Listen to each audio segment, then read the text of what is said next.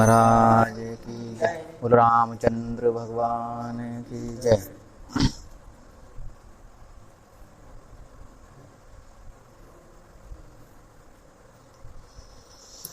सती जी तपस्या करने के लिए चली गईं और वहां शंकर जी,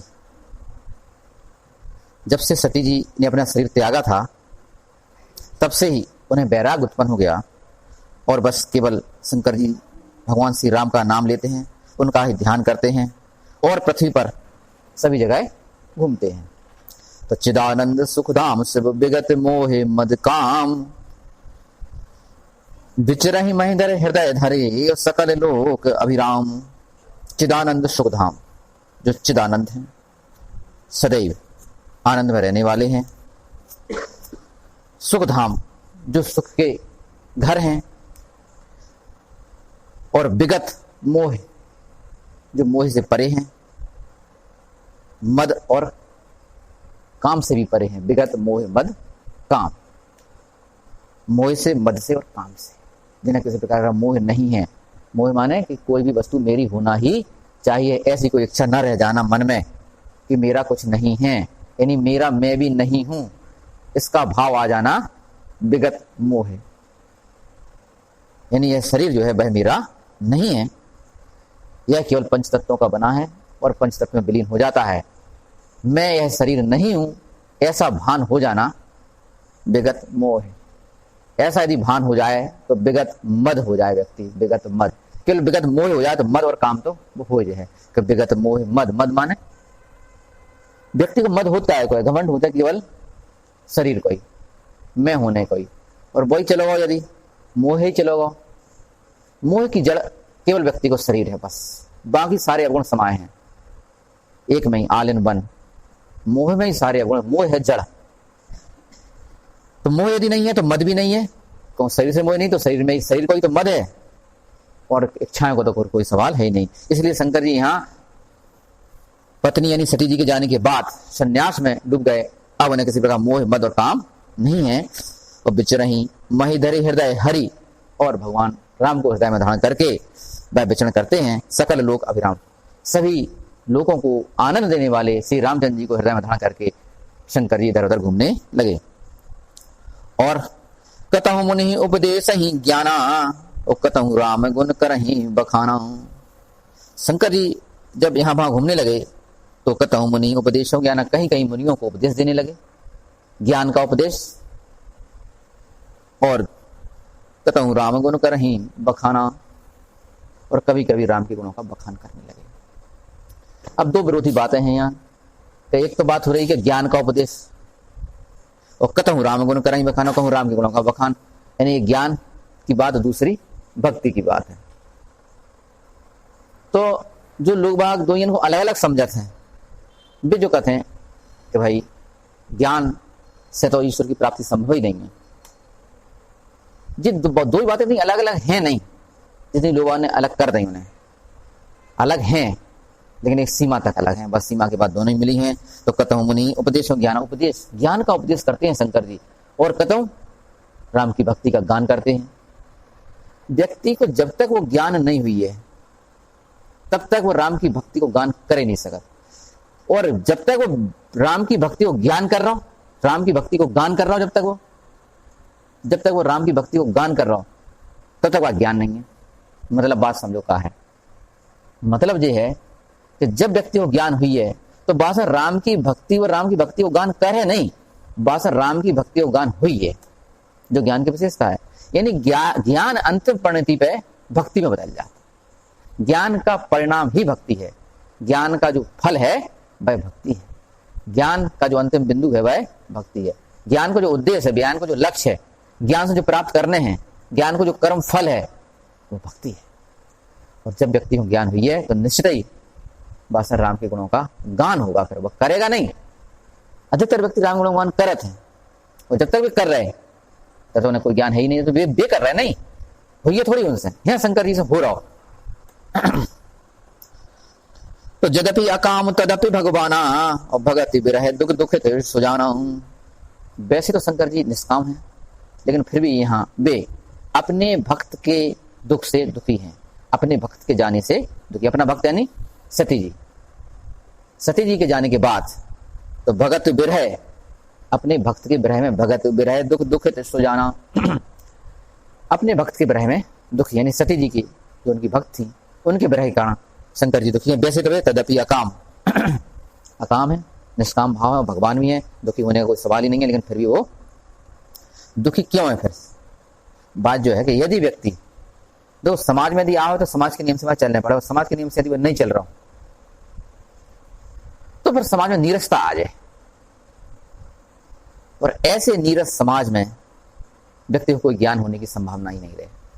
नीरसता कहूं भी बुद्धि के द्वार नहीं खोल सकत, नीरसता कहूं भी कोई लगाव पैदा नहीं कर सकत। नीरसता में व्यक्ति को कोई लालसा, कोई इच्छा, ईश्वर को पाने की भी इच्छा है, संभव ही नहीं है, किसी प्रकार की कोई इच्छा संभव नहीं हो। इसलिए भगवान कृष्ण को जो जीवन है संपूर्ण ज्ञानी हो तो भी नीरसता से भरा नहीं है। नीरसता जीवन में नहीं हो, सब कुछ जानत भय भी नीरसता नहीं होना चाहिए। नीरसता न हो जाके लाने रस को प्रदर्शन होना चाहिए, जो समाज के नियम उन्हें अपनाने चाहिए। इसलिए शंकर जी भी अपने भक्त के दुख में दुखी नहीं। लोग का अच्छा शंकर जी दुख पहले भी कह रहे हैं कि भी तो यद्यपि अकाम तदपि भगवान, और भगवान भी है, निष्काम है, फिर दुखी होने का काम है, लेकिन कह रहे हैं भगत बिरह दुख दुखित सो जाना।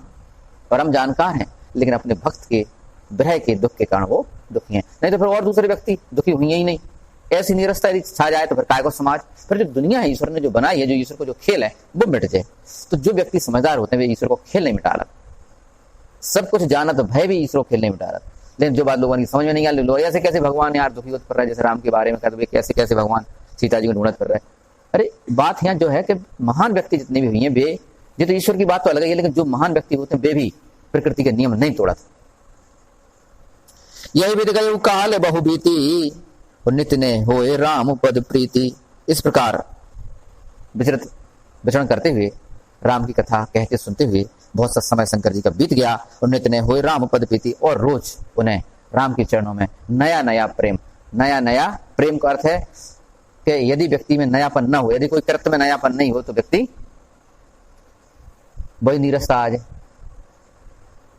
और प्रेम की विशेषता जो है कि प्रेम में व्यक्ति को नयापन आता ही है, और प्रेम में यदि नयापन नहीं आओ तो समझ लो प्रेम है नहीं, दिखावा है। प्रेम की विशेषता है, प्रेम में व्यक्ति को नयापन आता ही है। प्रेम की विशेषता है कि प्रेम में नयापन होना, रोज नया भाव आना, अपने प्रेमी के प्रति नया भाव का आना ही प्रेम की सच्ची कसौटी है। और यदि नहीं है ऐसा, यदि नयापन नहीं आ रहा प्रेम में, तो फिर प्रेम रह ही नहीं, और वो प्रेम है भी नहीं फिर, और रह भी नहीं सकता फिर वो प्रेम। तो नित्य ने होए राम पद प्रीति, नेम प्रेम शंकर कर देखा, अब चले हृदय भगति के रेखा। जब भगवान श्री राम ने शंकर जी को इस प्रकार नियम करते हुए देखा, नेम प्रेम, शंकर जी का प्रेम देखा, और उनके हृदय में यानी शंकर जी के हृदय में रामचंद्र जी ने अविचल भक्ति को देखा। रामचंद्र जी ने अपने प्रति शंकर जी के हृदय में अविचल भक्ति यानी न डगने वाली भक्ति, अनन्य भक्ति को जब देखा तो प्रगटे राम कृतज्ञ कृपाला, रूप शील निधि तेज विशाला। तो जो राम रूप और शील के धाम है, तेज का भंडार है, ऐसे भगवान श्री राम शंकर जी के सामने प्रकट हो गए। प्रगटे राम कृतज्ञ कृपाला, कृतज्ञ यानी उपकार को मानने वाले, कृतज्ञ माने उपकार को मानने वाले। यह उपकार का है कि जो भक्ति करी है शंकर जी ने, तो भक्ति को फल देना पड़ा, इसलिए कृतज्ञ। प्रगटे राम कृतज्ञ कृपाला, कृपालु भगवान वहां प्रकट हो गए। बहु प्रकार संक्रही सराहा, और तुम बिन अस व्रत को निर्वाह। बहु प्रकार संक्रही सराहा, शंकर जी की बहुत प्रकार से सराहना करने लगे। और तुम बिन अस व्रत को निर्वाह, तुम्हारे सिवा ऐसा कठिन व्रत का निर्वाह, ऐसा कठिन व्रत का पालन तुम्हारे अलावा कोई कर नहीं सकता है। अब यहाँ दो बातें हैं।